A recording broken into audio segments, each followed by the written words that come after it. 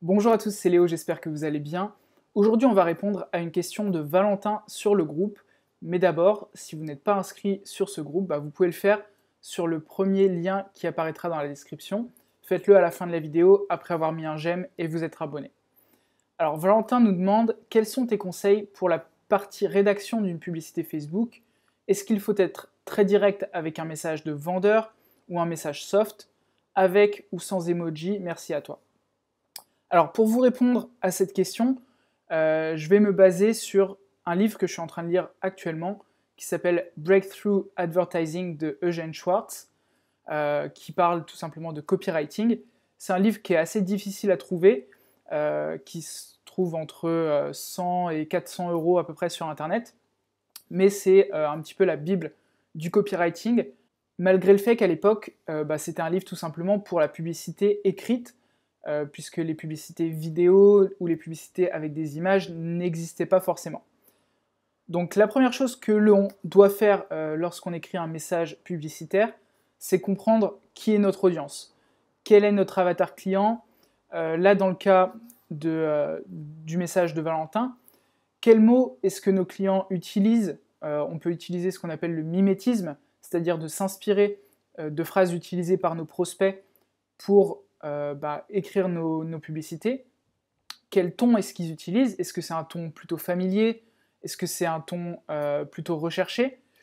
Est-ce que ces personnes utilisent également des emojis, puisque c'était dans la question de Valentin, lorsqu'ils s'adressent à leurs amis, aux personnes de leur entourage, est-ce qu'ils utilisent des emojis? Ça, c'est intéressant à regarder.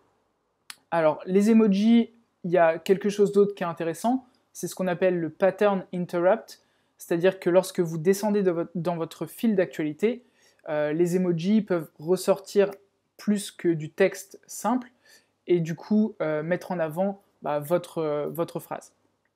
Donc là, je dirais, la première chose qu'il faut faire, Valentin, c'est rechercher qui est ton audience, quels mots est-ce qu'ils utilisent et quels termes ils utilisent également. Alors ensuite, au niveau de la structure un petit peu de la publicité, ce qu'il faut comprendre, c'est que un achat est toujours mené par une émotion avant d'être mené par la logique. Donc qu'est-ce que je veux dire par là? C'est que lorsque vous présentez une publicité à un client, il va d'abord ressentir quelque chose vers votre produit, vers votre publicité. Si vous regardez par exemple les publicités de la marque GoPro, il y a tout le côté aventure qui est derrière. Si vous regardez, je ne sais pas, une publicité, admettons, de Rolex, ça va être le désir d'obtenir cet objet, une forte valeur, la reconnaissance, le respect, le pouvoir. Donc il y a toujours des émotions qui sont mises avant la logique. Quand je parle de la logique, ça va être par exemple les différentes choses que va faire votre produit ou votre service, c'est-à-dire par exemple sa description en quelque sorte. Donc juste en dessous, vous voyez qu'on a d'abord dans la structure de notre publicité le désir le plus fort du prospect. Donc par exemple, si vous êtes dans la niche de la perte de poids, le désir le plus fort du prospect, ça peut être par exemple de pouvoir aller courir le week-end avec ses enfants, ou faire du sport avec ses enfants sans être essoufflé. Là, on parle d'un désir, d'une émotion, de quelque chose ou d'une frustration, d'un problème.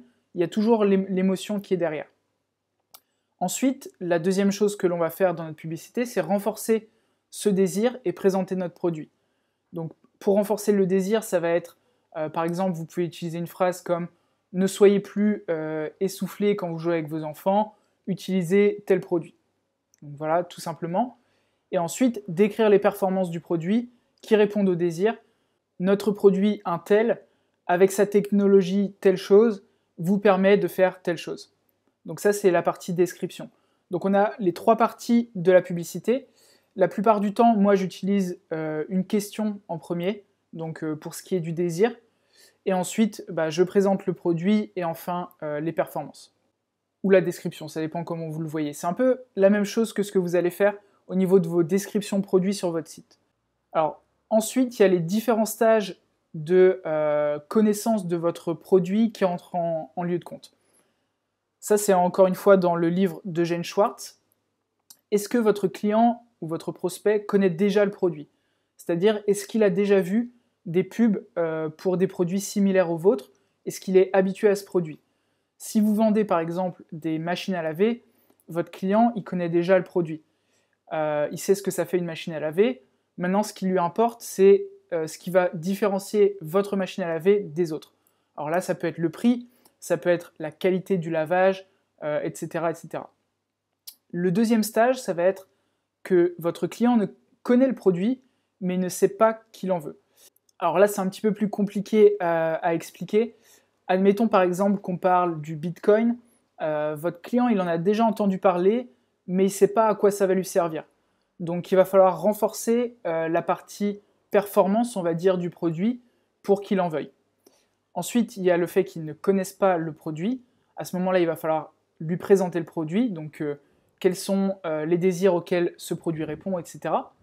Et enfin, s'il n'y a pas de marché existant, là, vous allez devoir parler du marché, donc créer un marché, par exemple en mettant en avant dans votre titre les choses qui regroupent les personnes dans ce marché.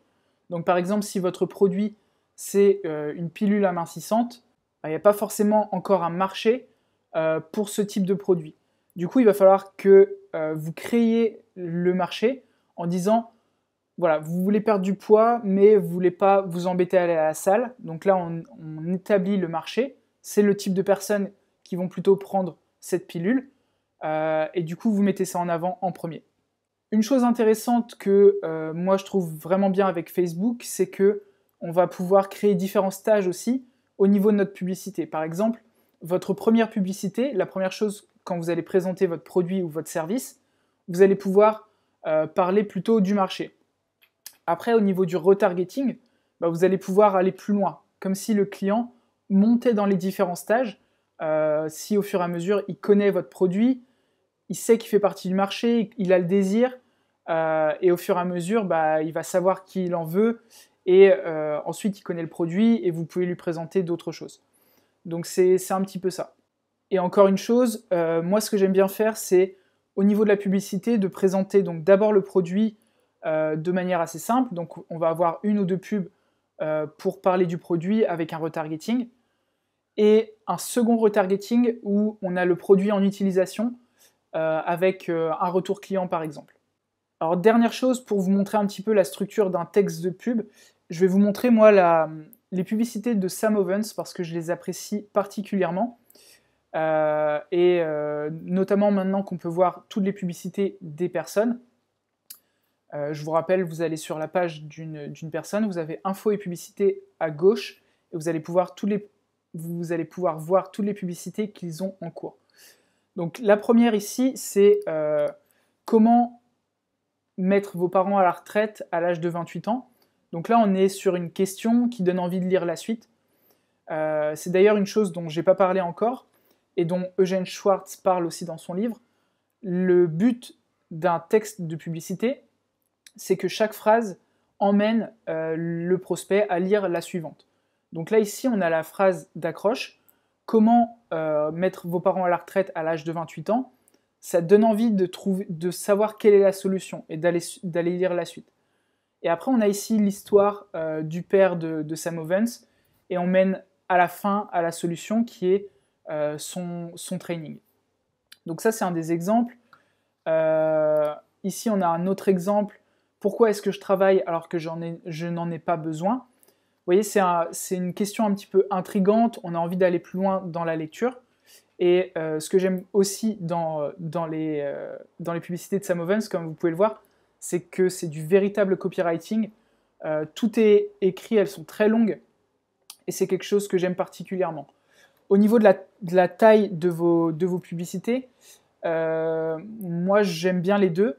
Si vous faites de la publicité, notamment en engagement, le fait que les personnes cliquent sur afficher la suite va déclencher un engagement et donc est considéré par Facebook comme une action avec votre publicité, donc ça va descendre vos coûts de publicité. Donc ça, c'est quelque chose d'intéressant aussi.